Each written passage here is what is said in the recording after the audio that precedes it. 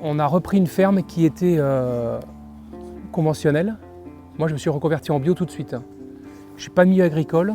En fait, j'ai fait une école supérieure de commerce à l'origine. Et puis, j'ai voulu changer de vie. J'ai fait un BP REA du côté de Montmorillon. Nous avons vécu en famille 2 ans chez des agriculteurs en bio, en bovin. Puisque là-bas, c'est quand même le fief bovin-ovin, en fait. Et ma formation était très axée là-dessus. Là, c'est pour vous montrer qu'on peut avoir une formation en bovin-ovin et qu'on peut faire de la volaille. Donc 2 ans de formation et pendant ces 2 années de 1 an de formation BPRA, 2 ans chez un paysan. Dans ces 2 années-là, on avait décidé, c'était le moment où on allait d'abord valider le fait qu'on avait envie d'être dans le monde paysan et ensuite le temps de trouver une ferme. Donc là, vous êtes au plein cœur des 43 hectares. Nous ici, c'est pas parcellisé, c'est un seul bloc et on est en plein milieu. Et nous, on est arrivé avec le projet de s'installer. Alors pourquoi on est parti en volaille et pas en bovin? Parce que moi j'aimais beaucoup le bovin, parce qu'on n'a trouvé que 43 hectares. Si on veut faire du bovin un peu en quantité, il faut quand même pas mal d'hectares de pâture. Que les terres ici sont, contrairement à pas mal d'endroits dans le Gers, sont assez plates et donc intéressantes pour faire des céréales. Et qui mange des céréales? Les volailles et les porcs. Donc j'ai fait des volailles et des porcs. Autre intérêt aussi très important, surtout quand vous êtes dans des parcours d'installation, c'est contrairement au bovin, la volaille, vous achetez un poussin 47 centimes et 3 mois et demi après, puisque moi je travaille, on verra après sur 3 mois et demi, vous avez un produit qui fait 15 € en moyenne, 16 €, et donc c'est pas l'investissement énorme que représente l'investissement notamment sur des gros animaux, puisqu'il faut attendre leur reproduction, les grosses infrastructures aussi. Vous allez voir que là, moi j'ai tout construit en bois, c'est des petites structures déplaçables, donc c'est pas du tout le même investissement qu'une grange, et voilà.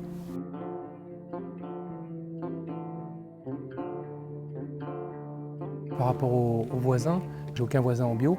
Et en fait, les certificateurs ne poussent pas à ce qu'il y ait forcément des... Il n'y a pas d'obligation sur le cahier des charges d'avoir des haies avec les voisins. Et moi, c'est la première chose que j'ai fait quasiment.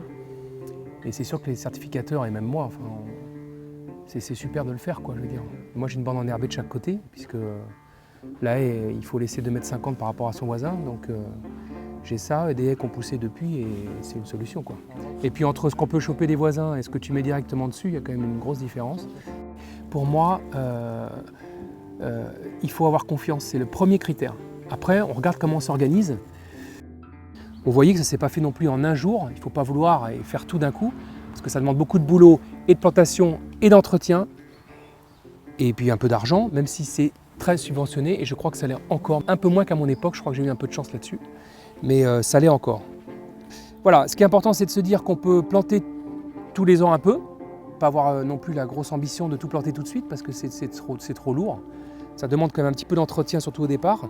Et nous, ce qu'on a fait, c'est que les premières qu'on a fait, ça a été tout l'espace. Là, vous verrez tout à l'heure, on va aller dans les volailles. C'est tout l'espace volaille, en fait. Et puis cette double haie là, c'était pour se barrer aussi de la route et du bruit de la route devant chez nous. Mais assez loin, on a fait une double haie, en fait. Et puis petit à petit, qu'est-ce qu'on a fait? On a fait le tour des parcelles, le tour de la ferme, par rapport à la nationale pour le bruit, par rapport aux voisins et la bio. Et puis ensuite, on a commencé à séparer les champs.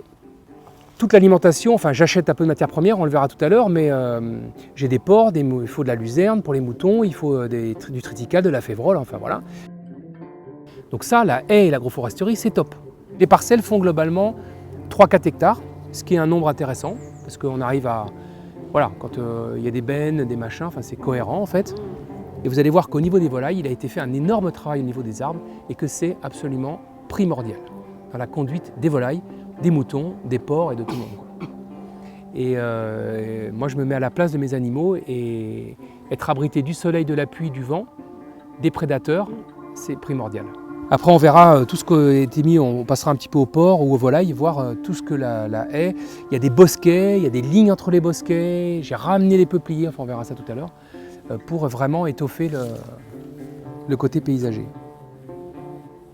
Et pour moi, je peux vous le dire parce que ça fait 17 ans que je vis ici, notamment au niveau biodiversité, ça a explosé, vraiment. Bah, c'est sûr qu'un animal, qu'est-ce qu'il a besoin? Il a besoin de manger et de dormir. Une haie et un arbre, ça favorise tout ça.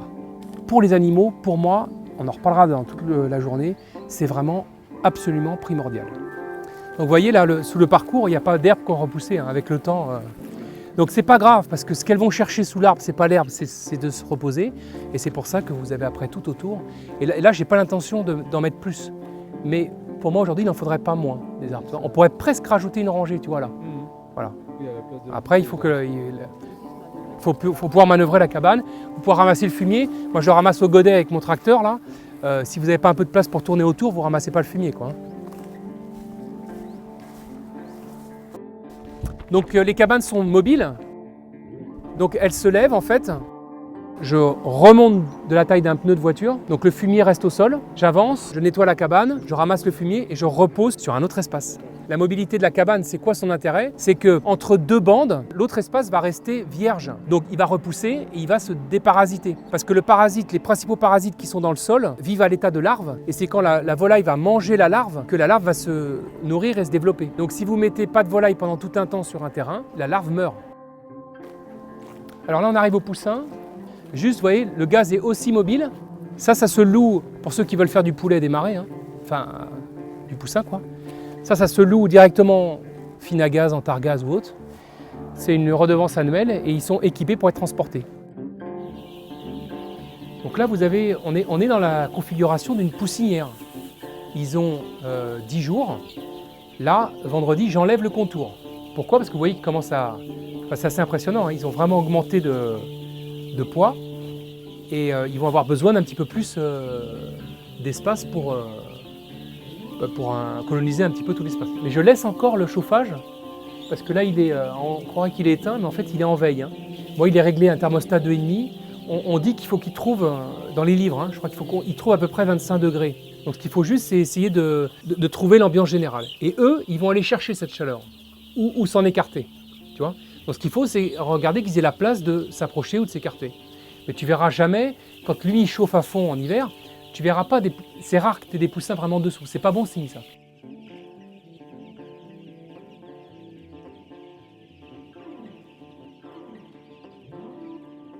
Le poulet, il va utiliser tout l'espace du parcours, les premières heures du jour et les dernières. Là, vous allez les voir, il va être partout, absolument partout. Maintenant, là, s'il y a un peu de soleil, un peu de vent, on va voir que la plupart, elles restent dans la cabane ou sous les arbres. Voilà, donc pensez vraiment dans vos installations à ce qui est des arbres, mais qui est aussi des espaces sans, pour qu'ils aient du vert. Ce vert-là, il est primordial. Il faut qu'ils en mangent, ça diminue le taux de consommation, ça apporte des vitamines, des minéraux naturels, ça leur donne de la couleur avec l'herbe. Enfin voilà, c'est super important quoi. Un truc important, c'est la protection. Ça c'est super important. Là on parle volaille, par exemple les moutons, vous mettez ça, c'est une catastrophe, hein. Ils prennent appui dessus, ils tordent tout et ils se font l'arbre en l'espace d'une matinée, c'est terminé. La volaille, ça c'est nickel. Moi ce que j'ai choisi, c'est l'Ursus. J'ai pas mis juste le petit fourreau qu'on voit parfois. Pourquoi? Parce que la volaille, elle va avoir tendance sinon à venir s'y coller. Et là, je crée un espace, ça évite le tassement, c'est-à-dire que l'eau qui va tomber va bien pénétrer. Là, comme vous pouvez voir, il y a 100 litres de BRF. Vous connaissez un peu le principe du BRF, tout le monde? Vous connaissez tous ce nom? Bois raméal fragmenté, qui est un broyat de matériaux vivants et qui vont permettre en fait de garder l'humidité, d'éviter les mauvaises herbes, enfin presque. Pas toutes, mais certaines, pas le rumex. Et voilà. Et ça, moi, ça me convient très bien. Et je conseille de les laisser parce que si vous ne les laissez pas, à certains moments, s'il manque de végétaux et autres, les poulets vont commencer à venir picorer l'écorce. Ils vont vous faire des blessures en bas de tronc et ça, c'est pas bon, quoi. Voilà. Donc moi, partout, j'ai des arbres qui paraissent grands, mais je vais les laisser parce qu'ils ne me gênent pas, ils sont là. Je vais les enlever, je ne vais pas savoir quoi en faire. Et au moins, je suis sûr que les animaux continueront à ne pas venir piqueter éventuellement le lichen et tout ça.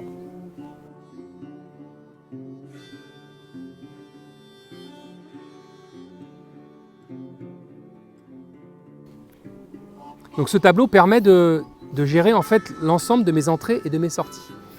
Donc comme je fais 510 volailles par cabane, globalement, hein, à part il y en a quelques-unes qui changent parce qu'il y en a deux plus près, enfin je ne rentre pas dans les détails, je fais 510 volailles et j'en vends 170 par semaine.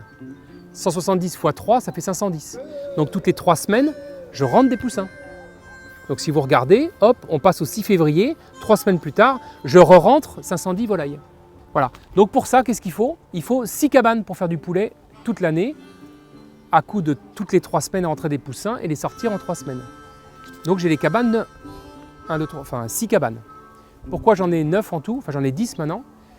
J'en ai une 7e dans laquelle je gère les poulardes, une 8e dans laquelle je gère mes chapons, une 9e dans laquelle je gère les poules pondeuses, et j'en ai une nouvelle de mars à septembre.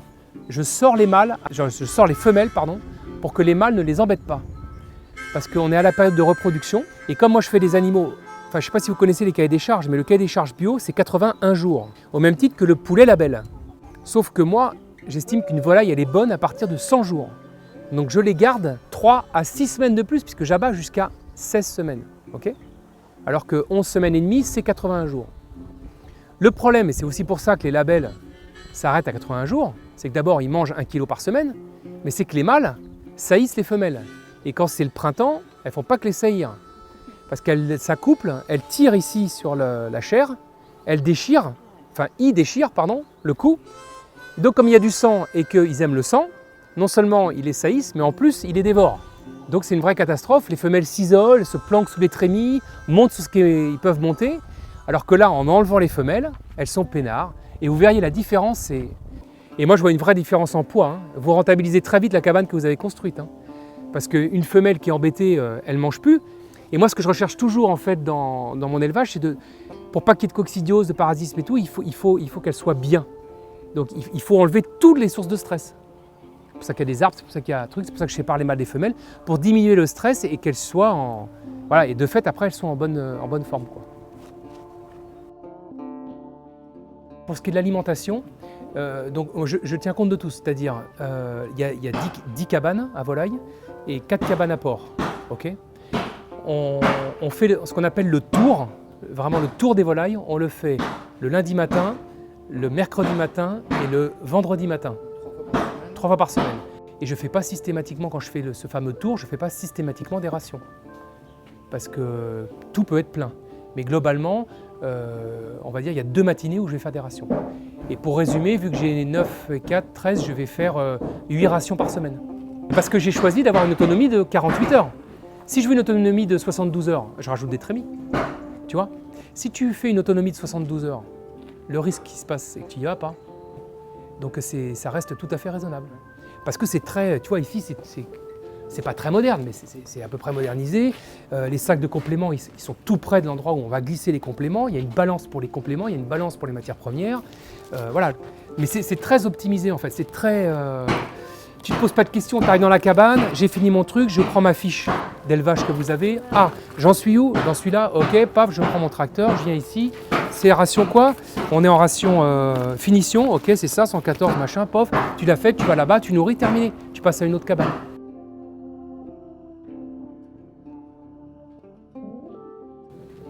Bon, pour moi, c'est comme je l'ai dit tout à l'heure, je ne vais pas me répéter, mais c'est un endroit qui est super important parce que c'est là où je maîtrise ce que je fais, quoi. Après, c'est un investissement de place, c'est un petit investissement de temps, on va le voir. Mais voilà, pour moi, c'est tellement essentiel, quoi. C'est-à-dire, moi, les matières premières que j'achète, je sais qui c'est. Le tourteau de tournesol, c'est Marcus Grobert qui travaille comme un roi depuis des années, pas très loin d'ici. Le maïs, c'est Arquet qui me le fournit depuis des années. Je l'appelle, hop, il arrive avec son tracteur, j'ai mes 17 tonnes, il repart. Donc ça, c'est chouette quand même de maîtriser sa ration. C'est ce qui me choque le plus dans les gens qui achètent l'aliment, c'est qu'ils ne maîtrisent pas du tout. Et moi, franchement, je le vois vraiment. Je vous le dis, à l'abattoir, c'est flagrant, quoi. Parce que ceux qui achètent de l'aliment ne savent pas dire ce qu'il y a dedans. Je le maintiens. Les mecs font de l'opportunité de marché. C'est juste une histoire financière. Alors, je l'expliquais tout à l'heure, mes jeunes pondeuses, je les démarre dans la cabane 8 où il y a les poulardes qui n'y sont plus.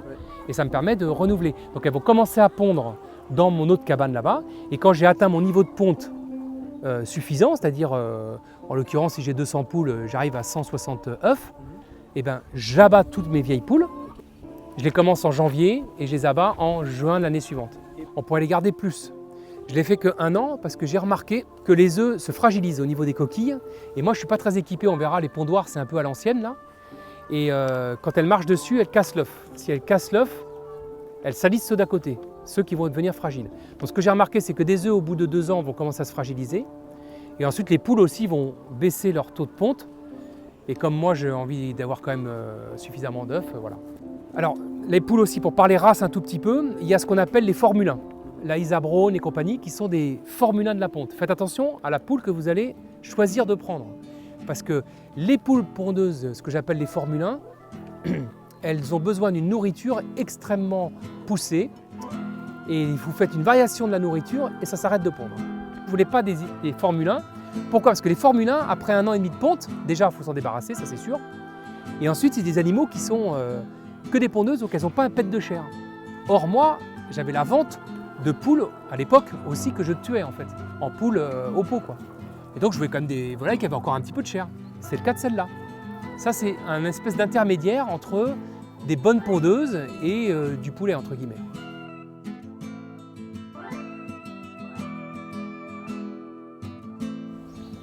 Tout ceci, ces animaux-là, sont vendus en direct.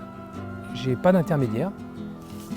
Donc c'est vendu en direct. J'ai une vente à la ferme ici, qui est ouverte un après-midi par semaine uniquement, le vendredi après-midi de 14h à 19h. Et ensuite, je fais le marché de l'île Jourdain. Alors pour ceux qui connaissent le Gers, c'est génial parce que c'est un marché qui est aux portes de Toulouse, qui est une ville en hyper développement, parce que c'est la banlieue de Toulouse en fait. Et donc c'est vrai que j'ai la chance d'être sur un marché qui n'est pas en régression, qui est plutôt un peu en augmentation, en tout cas qui a un trafic certain et avec un renouvellement évidemment, mais comme tous les marchés. Mais pour être honnête, je passe presque 110 volailles dans ma matinée, sur mon petit stand grand comme ça.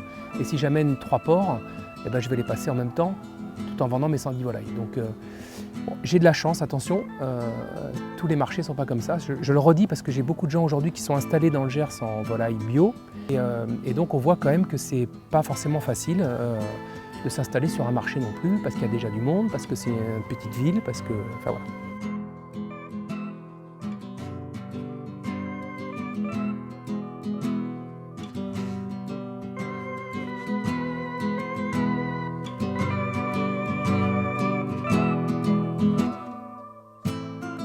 Pour te montrer que faire du poulet ou de la poule, c'est pas compliqué si on est organisé et c'est des chouettes produits quoi.